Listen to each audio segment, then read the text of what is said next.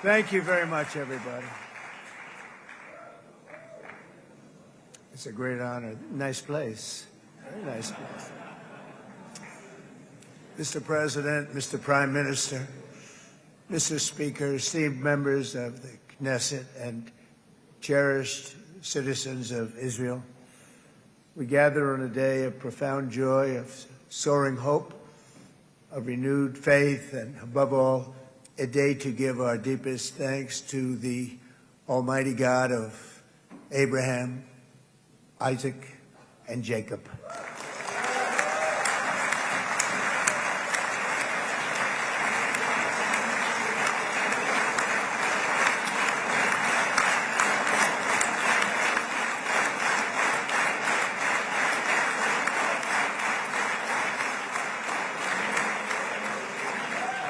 After 2 harrowing years in darkness and captivity, 20 courageous hostages are returning to the glorious embrace of their families, and it is glorious.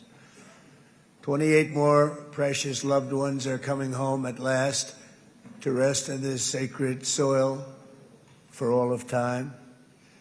And after so many years of unceasing war and endless danger, today the skies are calm, the guns are silent, the sirens are still, and the sun rises on a holy land that is finally at peace, a land and a region that will live, God willing, in peace for all eternity.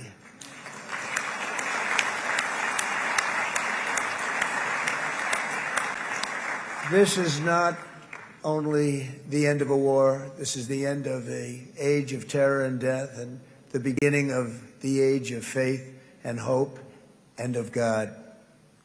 It's the start of a grand concord and lasting harmony for Israel and all the nations of what will soon be a truly magnificent region. I believe that so strongly. This is the historic dawn of a new Middle East. I want to express my gratitude to a man of exceptional courage and patriotism, whose partnership did so much to make this momentous day possible. You know who I'm talking about. There's only one, Prime Minister Benjamin Netanyahu. Bibi, please stand up.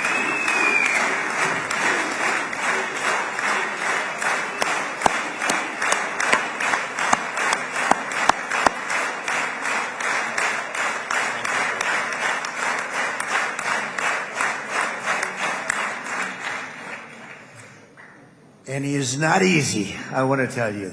He's not the easiest guy to deal with, but that's what makes him great. That's what makes him great.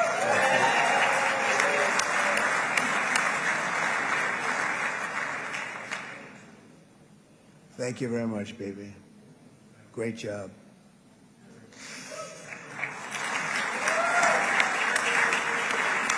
And let me also convey my tremendous appreciation for all of the nations of the Arab and Muslim world that came together to press Hamas to set the hostages free and to send them home. We had a lot of help. We had a lot of help from a lot of people that you wouldn't suspect, and I want to thank them very much for that.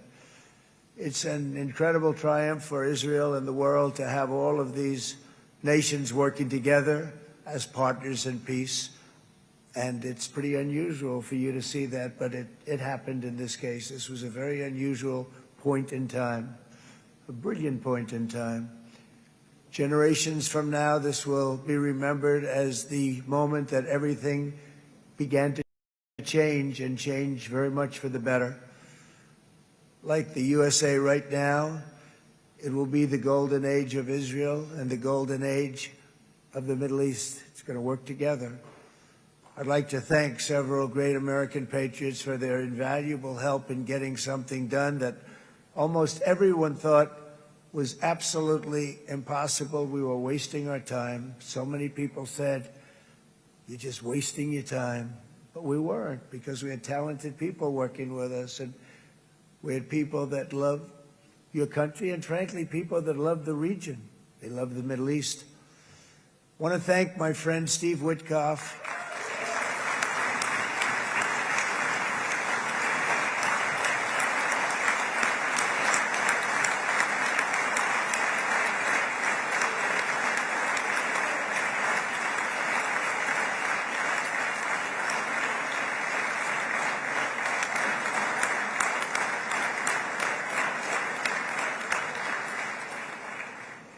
You know, Steve was chosen by me. He never did this before, but I knew him as a few things. He was a great businessman, but I know a lot of great businessmen, to be honest with you. He had tremendous negotiating skills, but I know a lot of people that negotiate pretty well, although it is an art. But there are people that can negotiate pretty well. But most importantly with Steve, he's just a great guy. Everybody loved him. Everybody. I mean, I know some negotiators that are so good, but you wouldn't have had peace in the Middle East. You would be in World War III right now with some of these guys. Everybody loves Steve, and they respect him, and they somehow can relate to him. I've known him for many years, and I've seen it over and over again. להוציא את חבר הכנסת עודה, להוציא אותו מהאולם, להוציא אותו מיד, החוצה, החוצה. Please expel this Knesset member. Please expel this Knesset member. Please expel Knesset member Kasif out of the hall. Please expel him immediately.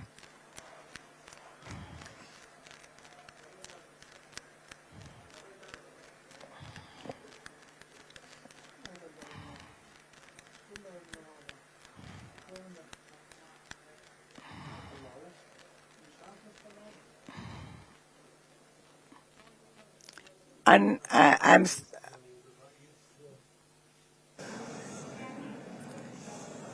That was very efficient.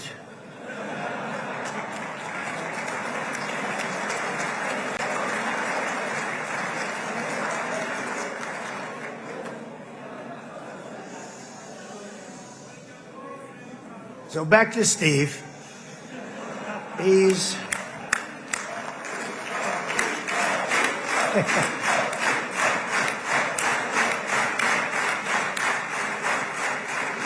But I tell one story because he was so involved, and then we called in Jared. We need that brain on occasion. We got to get Jared in here. We got to get a certain group of people. But Steve started this all by himself. I call him Henry Kissinger, who doesn't leak. Okay? Henry is a big leaker. He leaked. Steve doesn't leak. Steve just wants to get the job done. He wants to do what's right. But I'll give you just a quick story because, as you know, he's working on the war with Russia and Ukraine, a war that would have never happened if I were president. A shame. 7,000 young soldiers a week are being killed. More than that this last week. It's a shame that it never happened. But it did happen, and we won the race, and I took over this horrible war that's been raging, and I thought it would be easily settled. I thought it was a hell of a lot easier than doing what we just did very successfully with Israel and a lot of other people. But this came first, and we'll get that one. But I set up a meeting for him to meet with President Putin, thinking it would be a 15 or a 20-minute meeting. Steve had no idea about Russia, had no idea about Putin too much, didn't know too much about politics, wasn't that interested. He was really good at real estate, but he had that quality that I was looking for, and I didn't see it around in too many ways. And I set up the meeting with Putin, and I called. I said, is Steve finished yet? That was about a half an hour into the meeting. No, sir, he's not. He's still inside. This is in Moscow. I said, well, how's he doing? I don't know, sir. He's still inside. I called up an hour later. Let me speak to Steve. Sir, he's still with Putin. He's with President Putin. I said, wow, that's a long meeting, 1 hour. I called up an hour later, he was still with Putin. 3 hours later, he was still with Putin. 4 hours later, he started to get the word that he was going to be coming out soon. And in 5 hours, he came out. I said, what the hell were you talking about for 5 hours?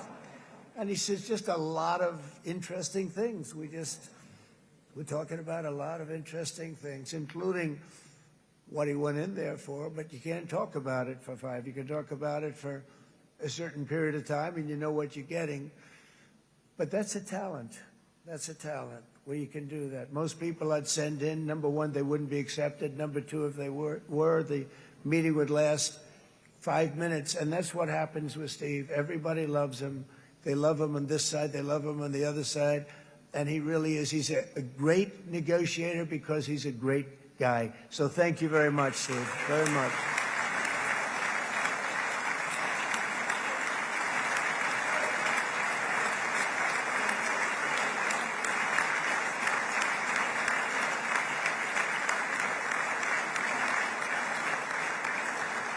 And let me also give a very special thanks to someone who truly loves Israel. In fact, loves it so much that my daughter converted.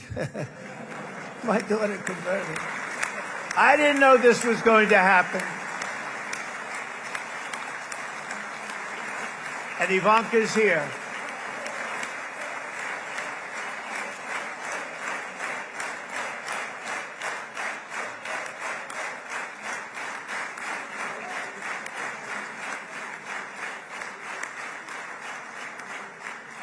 And Bibi, you do know this was not in the cards for me. You understand that. And she is so happy, and they are so happy. At least I think they're happy. If they're not, we have a big story, right?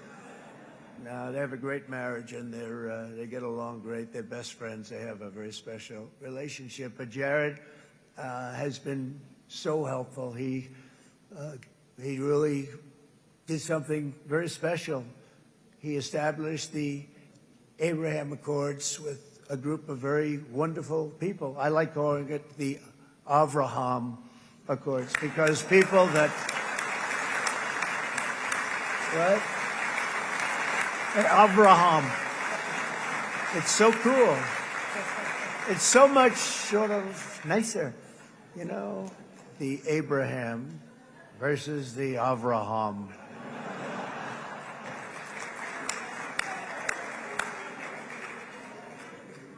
I just don't want to sound too sanctimonious when I do it, so, you know, I sort of split it up. This way we keep everybody happy. But we have some very great talent, and they have no excuses for anything that's taken place because we had some unbelievably good people working on this. And then you're going to add a man named Marco Rubio, who is also here. That's right.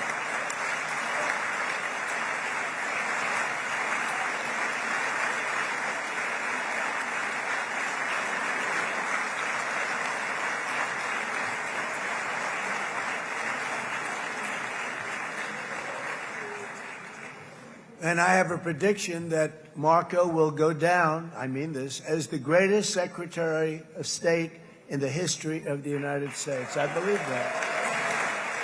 I believe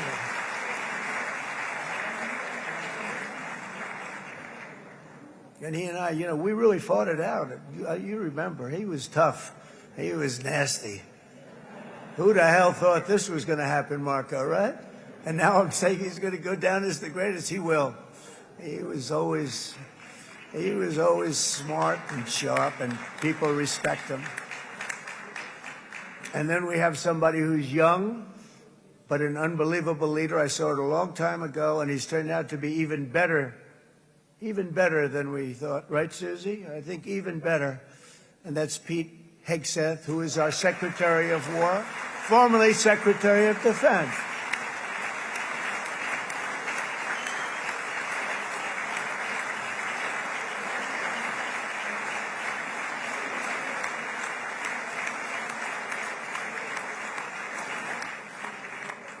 And as you know, we decisively won World War I. We decisively won World War II decisively. And everything in between and everything before it, we won everything. And then they had the brilliant idea of changing the name from war, you know, it was war, to defense. And with that went a certain thinking. And we fought in a very politically correct way after that. We always had the strongest military, and now we have a stronger military than we've ever had before because of my first term. I've totally rebuilt the military, every aspect of it. But we have, if you think, we settled 8 wars in 8 months. I'm now including this one, by the way, if that's okay. They may say, well, that was quick, Because yesterday I was saying 7, but now I can say 8. The hostages are back. The hostages are back.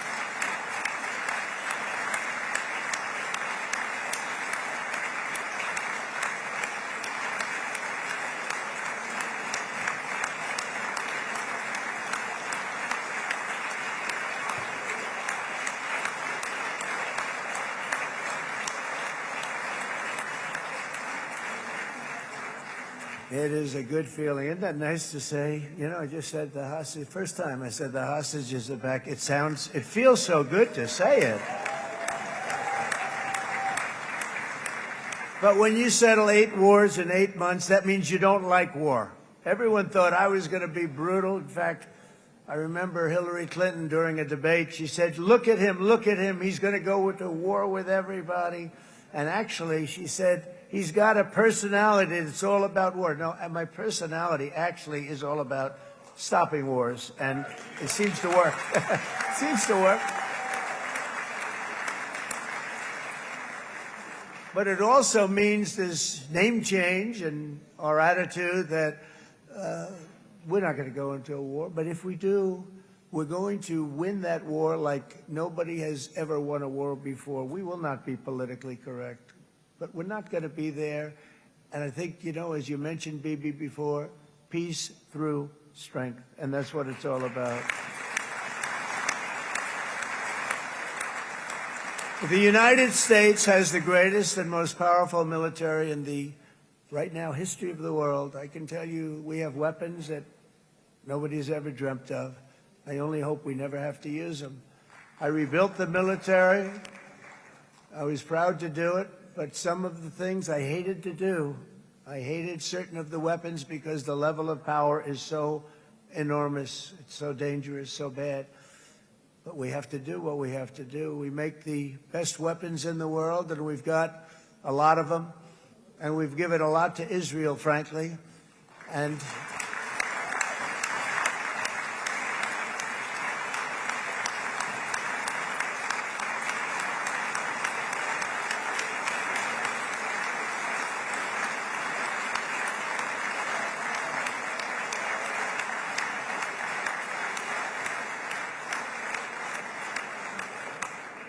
I mean, Bibi would call me so many times, can you get me this weapon, that weapon, that weapon? Some of them I never heard of, Bibi, and I made them. But we'd get them here, wouldn't we? And they are the best. They are the best. But you used them well. It also takes people that know how to use them. And you obviously used them very well.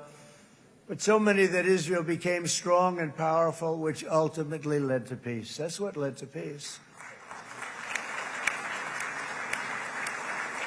So as we celebrate today, let us remember how this nightmare of depravity and death all began. 2 years ago, on the eve of the Simchat Torah holiday, thousands of innocent Israeli civilians were attacked by terrorists, and one of the most evil and heinous desecrations of innocent life the world has ever seen, the worst slaughter of Jews since the Holocaust. The cruelty of October 7th struck to the core of humanity itself. Nobody could believe what they were witnessing. The United States of America grieved alongside you, and we mourned for our own citizens who were so viciously taken that day. And to all the families whose lives were forever changed by the atrocities of that day, and all of the people of Israel, please know that America joins you in those two everlasting vows: never forget and never again.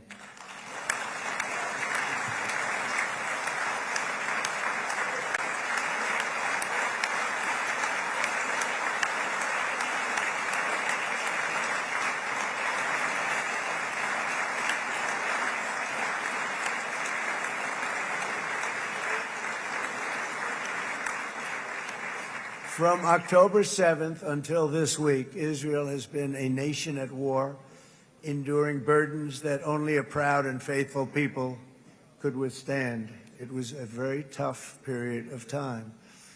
For so many families across this land, it has been years since you've known a single day of true peace.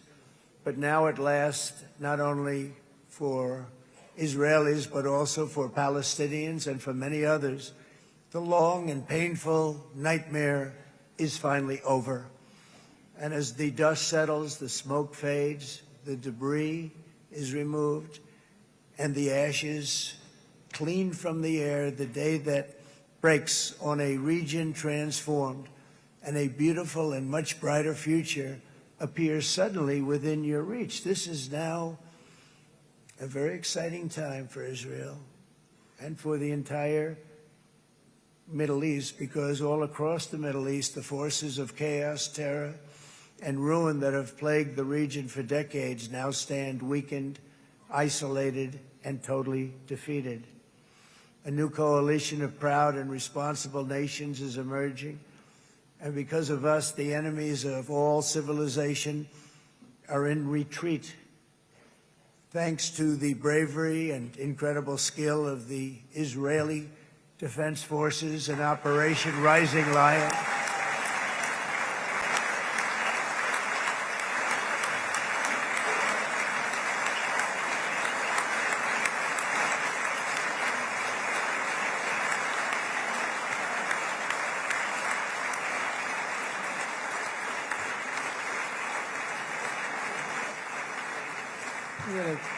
guy's central casting. Let's put him in a movie. Look at him.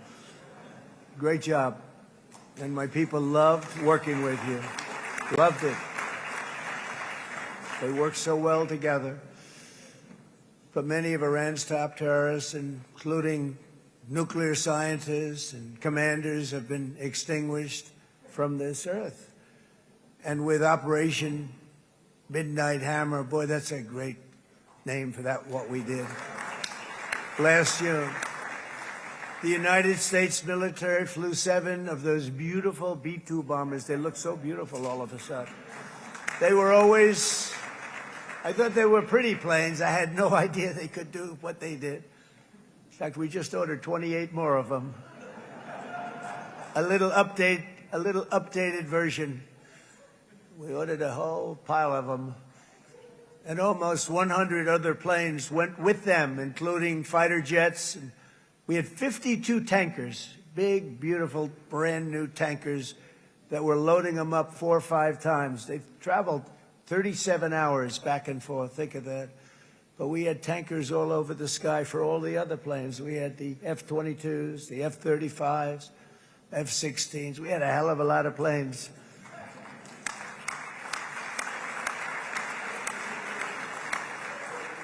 So we had 52 gas stations in the sky. That's what they call them.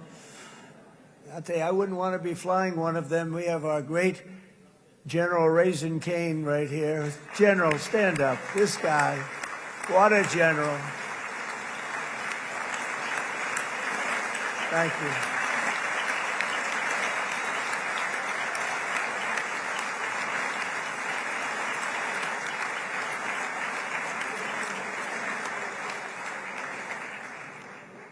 I asked General Cain, I said, we're having problems with ISIS, and I was in Washington, and I asked, how long would it take to defeat ISIS? And my Washington generals told me, 3, 4, maybe 5 years, sir.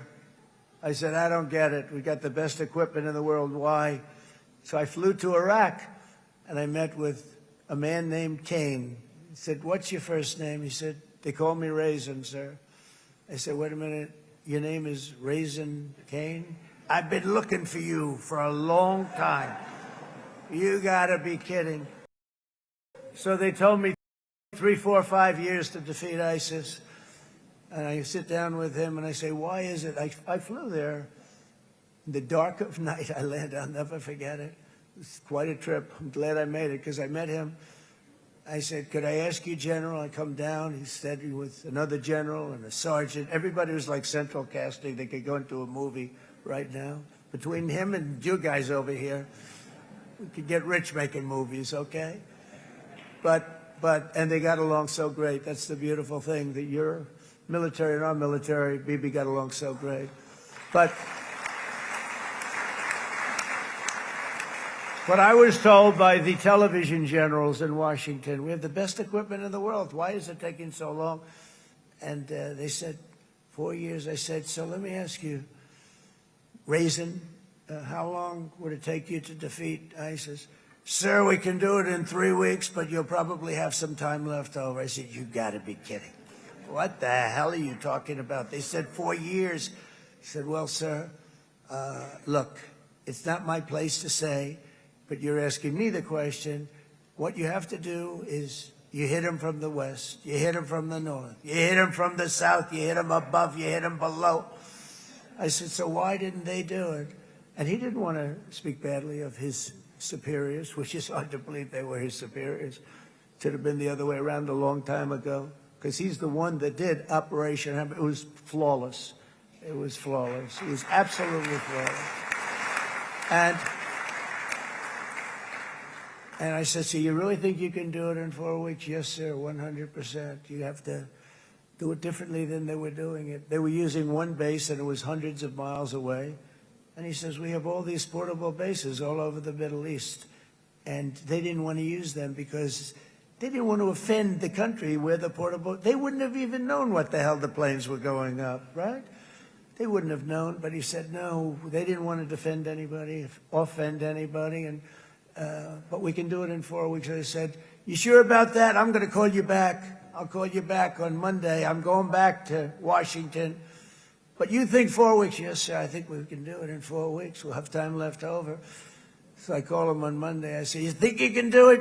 4 weeks. I said, go ahead and do it. He did it. I'll tell you, he did it in 4 weeks, less than 4 weeks. So, General, stand up, please. Again, this is a real general. This is not a television general. He doesn't want to go on television.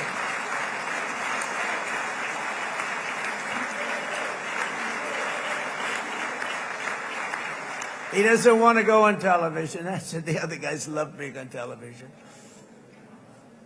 So we dropped 14 bombs on Iran's key nuclear facilities, totally, as I said originally, obliterating them.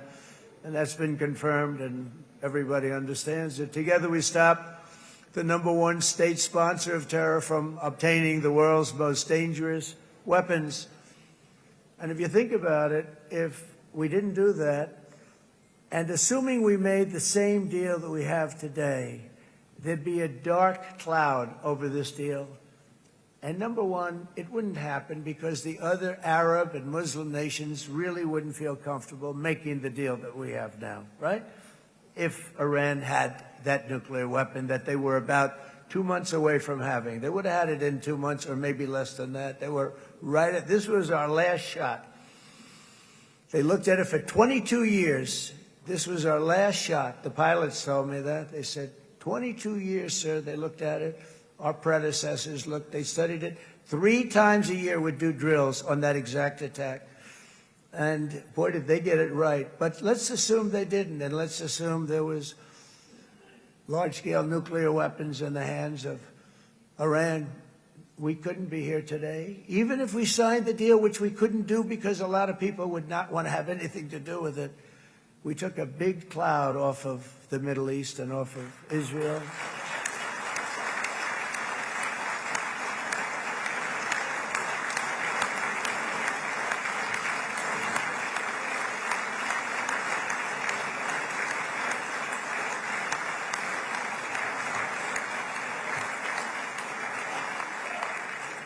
And it was my honor to help.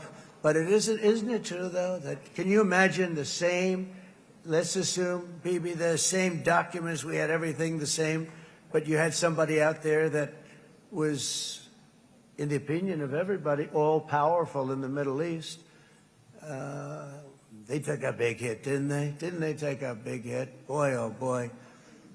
They got it from one side, from the other. And you know it would be great if we could make a peace deal with them, and I think that's big. Would you be happy with that? Wouldn't it be nice, I think? Because I think they want to. I think they're tired. Somebody said, sir, they're starting their nuclear program again. I said, let me tell you something. They're not starting anything. They want to survive. The last thing they want to do is start digging holes again in mountains that just got blown up and start... They're not doing it. They want to survive, okay? But I think we have a chance. Steve, you, and I think Jared, come on, I'll call you back for another one. We always bring Jared when we want to get that deal closed. We bring Jared, but Steve, you and Jared and the General and Pete and Marco, you'll get that deal done easy. I think that'll be easy. But first we have to get Russia done. We got to get that one done. If you don't mind, Steve, let's focus on Russia first, all right? We'll get it done. In Lebanon, the dagger of Hezbollah, long aimed at Israel's throat, has been totally shattered. My administration is actively supporting the new president of Lebanon in his mission to permanently disarm Hezbollah's terror brigades. He's doing very well. And build a thriving state at peace with its neighbors. And you're very much in favor of that, I know. And it's good things are happening there, really good things. And with this week's ceasefire, we've achieved the most challenging breakthrough of them all, the most challenging breakthrough maybe ever. I mean, I've never seen anything like it. I've been involved in a lot of success. I have never seen anything like what's going on today all over the world. People are dancing in the streets, not just in Israel. They're dancing in the streets of countries that would have never danced in the street about what's happening today. They're dancing in those streets. So this long and difficult war has now ended. You know, some people say 3,000 years, some people say 500 years, whatever it is. It's the granddaddy of them all. And in an unprecedented achievement, virtually the entire region has endorsed the plan that Gaza will be immediately demilitarized, that Hamas will be disarmed, and Israel's security will no longer be threatened in any way, shape, or form.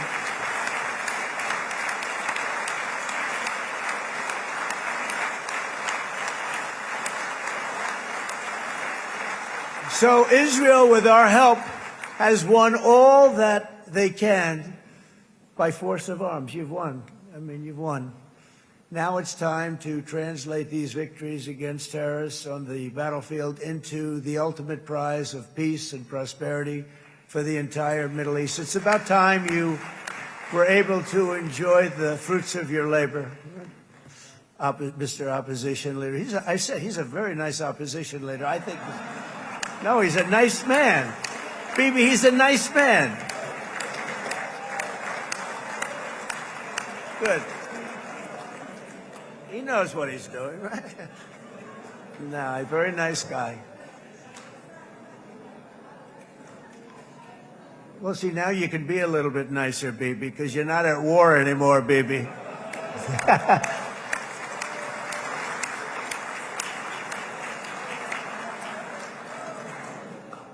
But only by embracing the opportunities of this moment can we achieve our goal of ensuring that the horrors of recent years will never happen again. You don't want to have to go through this again. 8 years ago, I came to this region on a very special first trip abroad as the President of the United States. I came here very early at your request.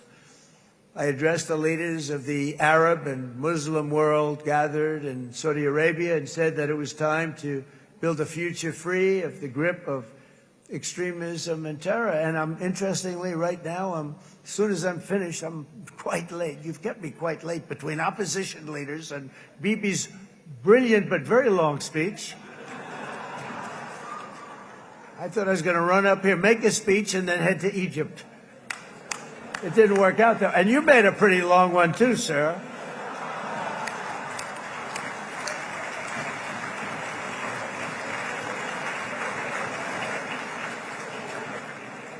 But I liked what you all said. It could be worse. Supposing on top of it, I didn't like what you said. That would be no good, Ron, would it? Ron, you did a great job, by the way, Ron.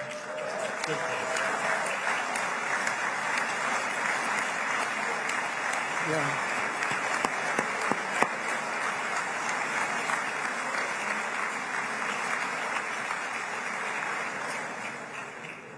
So I'm going to be meeting, actually, in a little while, I'm going to be meeting with the most powerful, the richest nations, really, in the world, although now, with the tariffs, the United States is by far the richest nation in the world, as you probably have been reading. But the richest nations, most powerful nations tremendous, headed by some tremendous people in many cases. Some cases I wouldn't say necessarily I would endorse, but I will tell you some incredible people that really helped us make this all possible. So I'll be going there. I'll be quite late. They might not be there by the time I get there, but we're going to give it a shot. But the journey we started back then led to the crushing defeat of the ISIS caliphate, to the monumental Abraham Accords, and ultimately to the historic ceasefire this week, in which many of those same nations really played a very pivotal role, I have to tell you. Steve will tell you that. Jared will tell you that. Together we've shown that peace is not just a hope that we can dream about. It's a reality we can build upon day by day, person by person, and nation by nation. And because of that, the Middle East is finally ready to embrace its extraordinary potential. You have extraordinary potential in this region. It should now be clear to everyone throughout the region that decades of fomenting terrorism and extremism, jihadism and anti-Semitism have not worked. They haven't worked. They've been a disaster. They've just killed. They've killed. They've backfired completely and totally. They've just totally backfired. Everything that you thought, take it worst case, it's turned out to be worse than that. They have not worked. From Gaza to Iran, those bitter hatreds have delivered nothing but misery, suffering, failure, and death. They've served not to weaken Israel, but to annihilate the very forces that did the most to foment this hatred.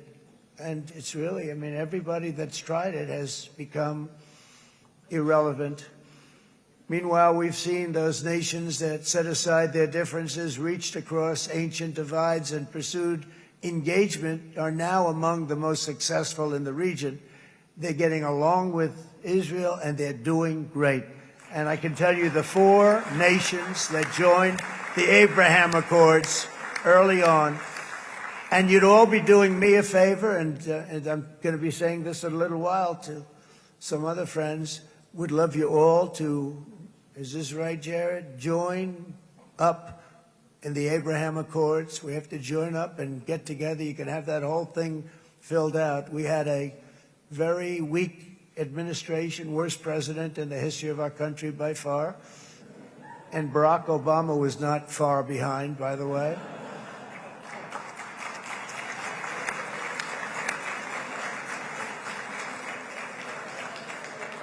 And they did nothing with this incredible document, the Abraham Accords, but now you can fill them up. Now you have peace. You have people that really like Israel. I'll tell you what, and they like Israel a lot more today than they did even 5 weeks ago. Like, you've made a lot of, you've come back. You've come back strong, because it was getting to be a little nasty out there in the world, and ultimately the world wins. You can't beat the world. Or I would say to Bibi, it's now time.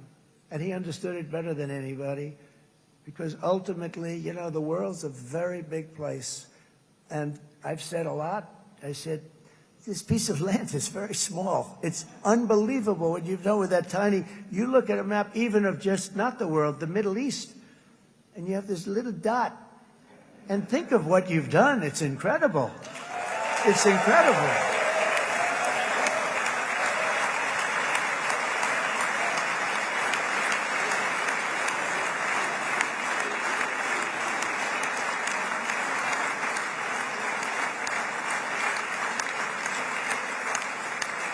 But the world is loving Israel again. And I said to Bibi, the world is big and it's strong. And Ron, ultimately, the world wins. And we don't have to worry about that now. But there was getting to be a period of time over the last few months, the world wanted peace and Israel wanted peace. Everybody did. Everybody did. And what a victory it's been, right? What a victory it's been.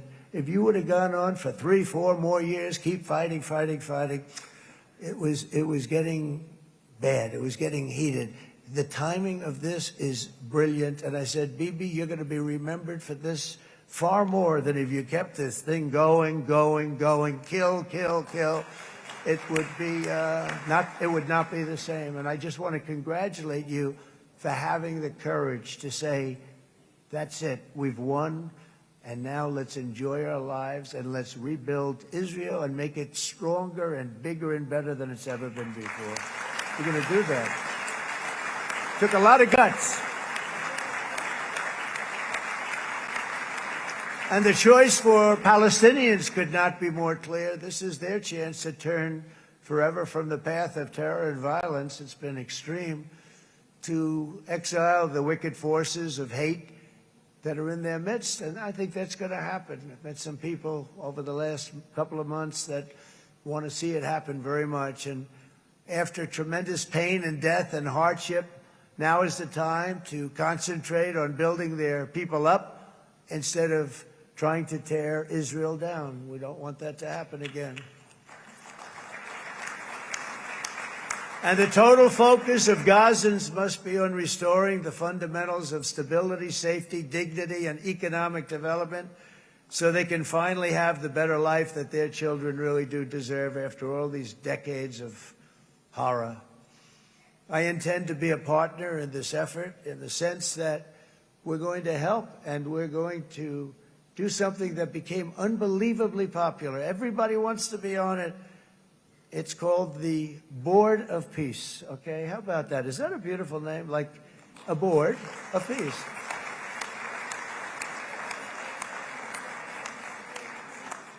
The only bad thing from my standpoint, every single nation involved has asked me to be the chair, and I'll tell you, I'm very busy.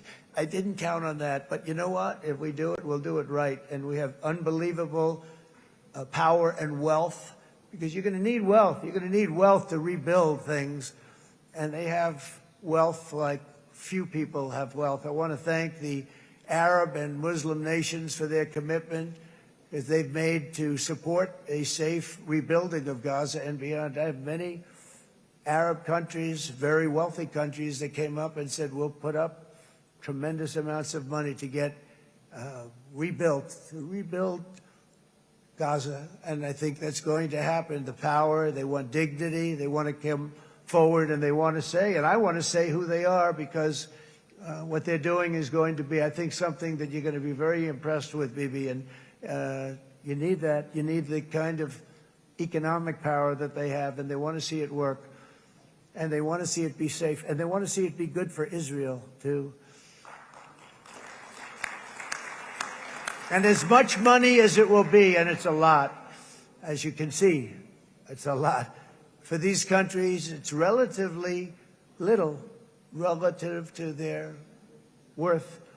It's really a lot of money like most people could never even conceive, but for these countries, it's not that much, especially because it ensures success and stability in the Middle East, which is what they want to see. So many of them will be with us in Egypt in a little while, I think. I'm not sure. They may be gone. They may have taken their Boeing 747s and left. I said, what kind of a plane do you fly? 747. I said, that's a large plane. No, they may have. Steve, do you think they've left on their their brand new Boeing 747s? Or I don't know. We're going to find out soon. It's going to be a big story. There'll be 2 people left, and they'll be the 2 poorest ones.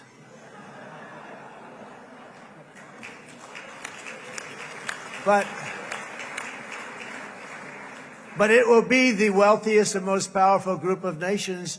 So the group that we have assembled, that's waiting for us, is the wealthiest and most powerful group ever assembled at one time. There has never been a group like this.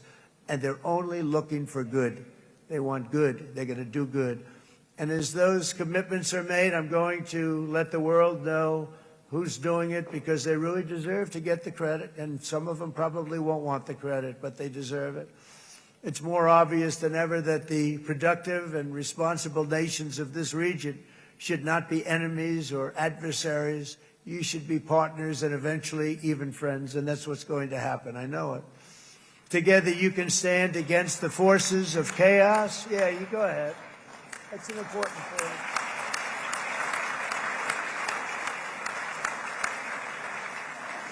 Because you can stand against the forces of chaos that threatened all of your interests, and it's always a big threat, and unleash incredible prosperity and opportunity for all the people of these lands, and that's what's going to happen. You're going to unleash numbers and success, the likes of which Israel has never been able to think of, because you're so firm, and you should be, and you've done the right thing in defending yourself. You're not going to have to worry so much about it. You've won, and now you can build, and you can do things that you never even thought possible. When you put that genius into doing something else, it's going to be something it's going to be a miracle. The miracle in the desert, it's going to be amazing. And it already is in a true sense. But it'll be wonderful when you can spend time thinking about other than war and defense and offense also. To that end, it's my firm hope and dream, frankly, that together the Abraham Accords will turn out to be everything that we thought they would. Those 4 countries were very, very brave in doing it. They did it at a very early point, and every single one of them benefits unbelievably financially. And if you noticed, even in this bad period that we just went through, they all remained a member of the Abraham Accords. They've done unbelievably well. And you know who you are, and I want to thank you. And they've stayed because of loyalty, but they've also stayed because it was really good business. They've made a lot of money being members, and you're going to all, I hope that every one of the countries that we're seeking, Jared, I hope they join quickly. No games, no nothing. Just join, get it. It's going to be a great peacemaker. It's really going to bring it together beyond anybody's wildest dream. So instead of building fortresses to keep enemies at bay, the nations of this region should be building infrastructure to weave your commerce closer together, because you've got to compete with the big world out there in commerce now. It's a different kind of competition. Instead of making weapons and missiles, the wealth of this region should flow to schools and medicine, industry, and frankly, the new hot thing, artificial intelligence. It's a lot of intelligence you're going to have to be throwing off to pay back these sums of money that they're doing. But that's really the hot one. And I might say that the United States, a year ago, was a dead country. I say it to people. I heard it first from the King of Saudi Arabia. I then heard it from UAE. I heard it from Qatar. I heard it from many other countries. A year ago, the United States of America was a dead country. Now it's the hottest country anywhere in the world. It is the hottest. There's no question about it.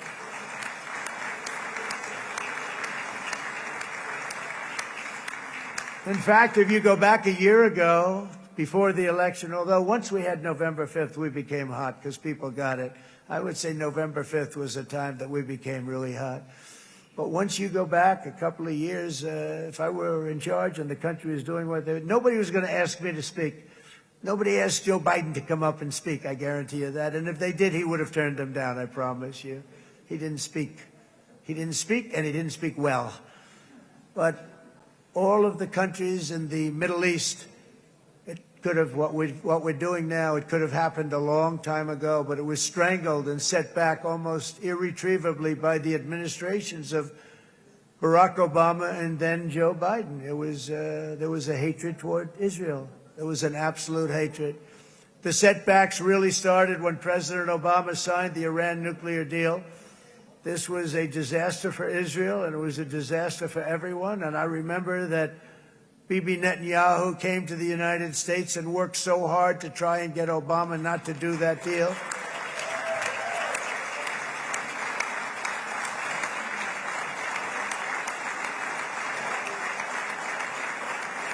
He worked so hard. But it was like talking to a wall. I remember him telling me it was like talking to a wall. They wanted to go with Iran. They chose Iran, frankly, over a lot of other good nations, but specifically Israel. And that was the beginning of a very bad period of time. You had Obama go out, and the Iran nuclear deal turned out to be a disaster. And by the way, I terminated the Iran nuclear deal, and I was very proud to do it.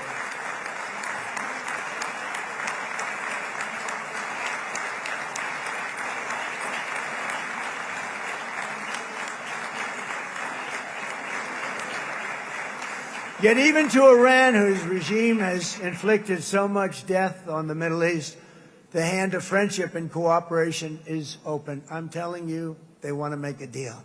That's all I do in my life. I make deals. I'm good at it. I've always been good at it. And I know when they want. Even if they said, we don't want to make a deal, I can tell you they want to make a deal. All right, they do. They want to make a deal, and we're going to see if we can do something, because this is crazy what's happening, and we're not going to have this anymore. Neither the United States nor Israel bear the people of Iran any hostility. We merely want to live in peace. We don't want any looming threats over our heads, and we don't want to even think in terms of nuclear destruction. It's not going to happen, never will happen. There's nothing that would do more good for this part of the world than for Iran's leaders to renounce terror, stop threatening their neighbors, quit funding their militant proxies, and finally recognize Israel's right to existence. They have to do that. They have to do that. And to Iran, and as you know, this is not said out of weakness. There's no weakness.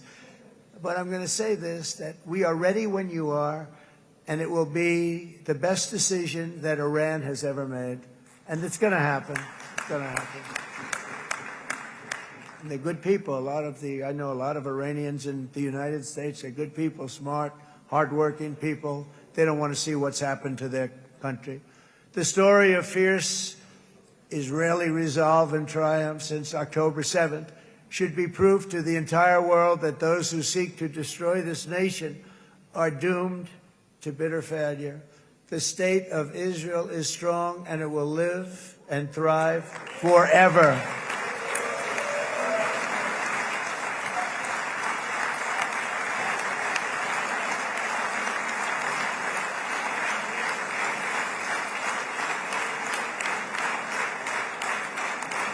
And that is why Israel will always remain a vital ally of the United States of America.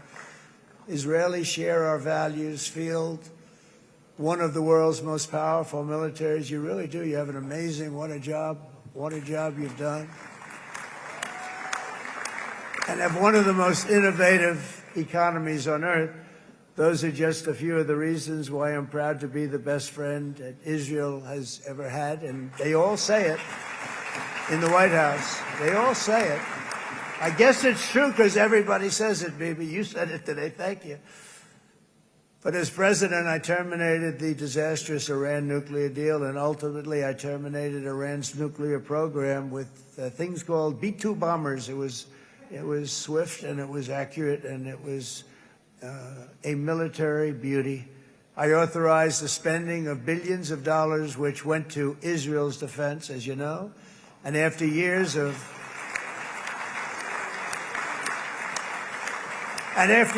broken promises from many other American presidents, you know that, they kept promising. I never understood it until I got there. There was a lot of pressure put on these presidents. It was put on me too, but I didn't yield to the pressure. But every president for decades said, we're going to do it. The difference is I kept my promise and officially recognized the capital of Israel and moved the American embassy to Jerusalem.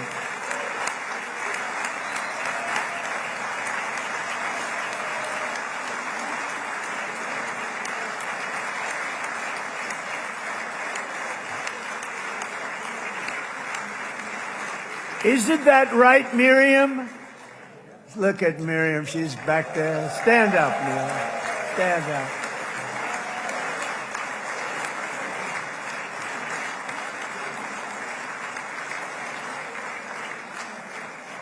Miriam and Sheldon would come into the office. They'd call me.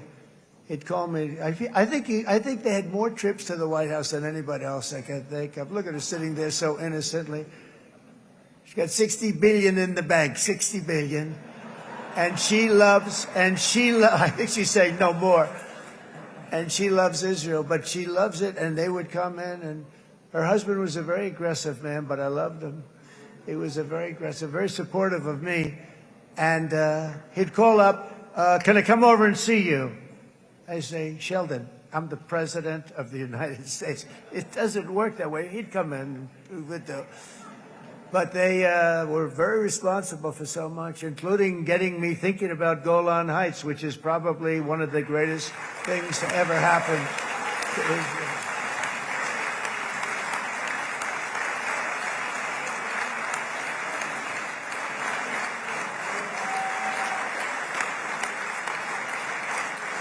Miriam, stand up, please. She really is. I mean, she loves this country.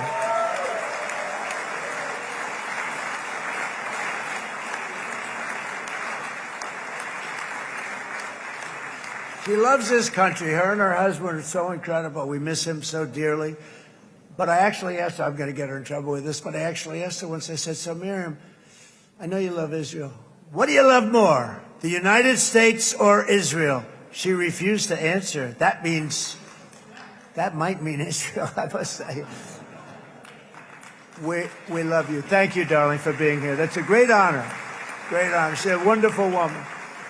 She is a great woman. I've always stood for the people of this community, and I always will. I'll always be with you. I'm always going to be with you. I guess maybe something could happen to change my mind. Somebody that's really stupid gets into office and wants to do really bad things, but that's about it. We don't think we're going to have that happen. I hope we're not going to have that happen. And this man is a good man right here. These two men are good men right here.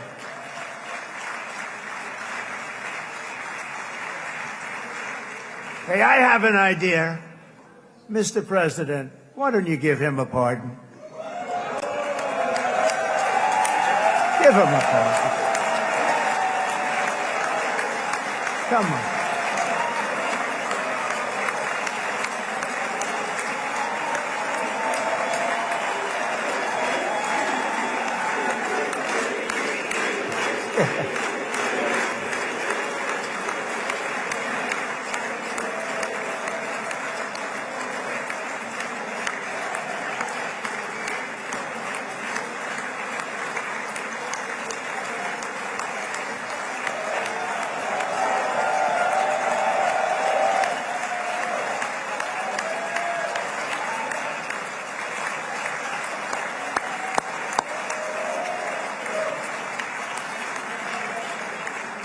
By the way, that was not in the speech, as you probably know.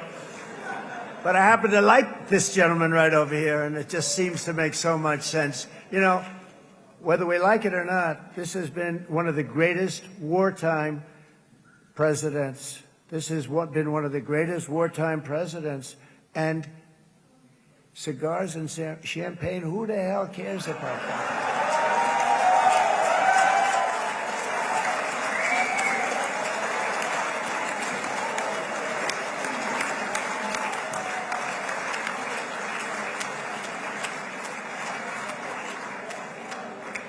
All right, enough controversy for the day, right? Actually, I don't think it's very controversial. So, you know, I see so popular. You are a very popular man. You know why? Because you know how to win.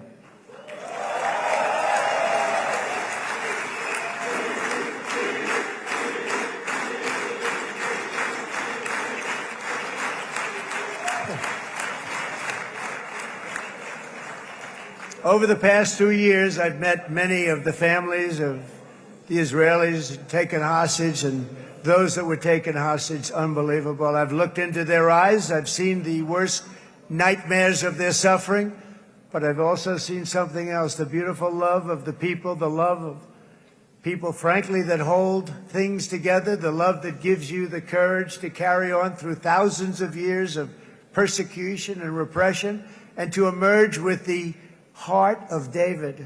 It's the heart of David. It's that love that's defeated the enemies of civilization, built this incredible country and this unbelievable economy, and forged one of the great democracies of the world. That is why it's a true honor to stand here today and address this assembly in your ancient and eternal now capital, Jerusalem. I'm proud to have helped in that regard. This city and this nation stand as living proof that a much brighter future for this entire region is truly within our grasp. For thousands of years, Jerusalem has been a home to Christians, Jews, Muslims, and people of all ethnicities and creeds. This is the holy center of the world's three great Abrahamic face. I like that too. Adorned, it's the first time I've seen that word in a while. Adorned with their sacred sites and alive with their pilgrims and visitors from every corner of the globe. But here between the Western Wall, the Temple Mount, and the hill called Calvary, people of every faith and background live, work, pray, serve, and raise their families side by side, and they do it with love. This example is just one of the modern miracles that Israel has given to the world. And just in closing, the leaders in this chamber know better than anyone else the challenges of this harmony, and it's been easily won. No, it hasn't. It has not been. It's been so tough, but it has been, some say, a miracle. What you've done is a miracle. Look at your size. Look at your chances when it all started. And you know, if you think about it, you are safer today, stronger today, and more respected today than at any time in the history of Israel. Think of it. People used to say it wouldn't exist. They don't say that anymore, do they? Yet if safety, security, and coexistence can thrive here in the winding alleys and ancient paths of Jerusalem, then surely peace and respect can flourish among the nations of the broader Middle East. The God who once dwelled among his people in this city still calls us, in the words of Scripture, the turn from evil and do good, to seek peace and pursue it. So he still whispers truth into the hills and knolls and valleys of his magnificent creation, and he still writes hope into the hearts of his children all over the world. And that is why even after 3,000 years of pain and conflict, the people of Israel have never given up from the threats of Zionism, from all sorts of threats. You want the promise of Zion. You want the promise of success and hope and love and God.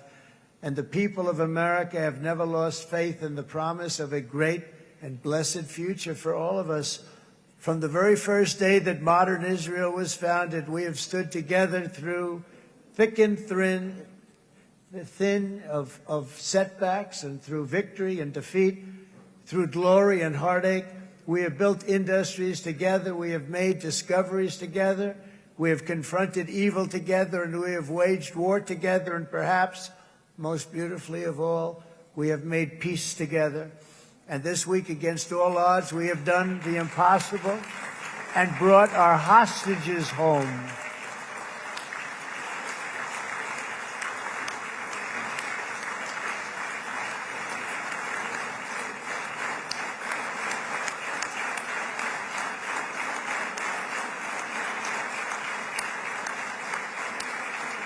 So now we're going to forge a future that is worthy of our heritage. We're going to build a legacy that all the people of this region can be proud of.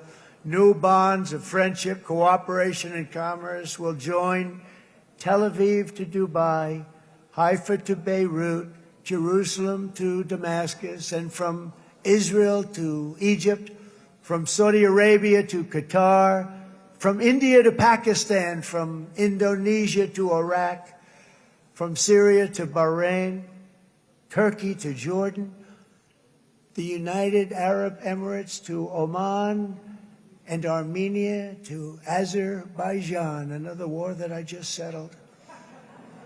We are going to have hope, harmony, opportunity, and happiness here in the spiritual and geographic center of the entire world. That's what you are. Israel, America, and all of the nations of the Middle East will soon be safer, stronger, greater, and more prosperous than ever before.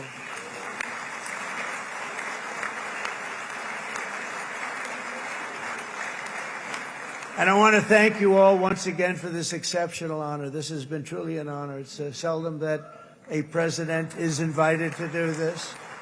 And I love Israel. I'm with you all the way.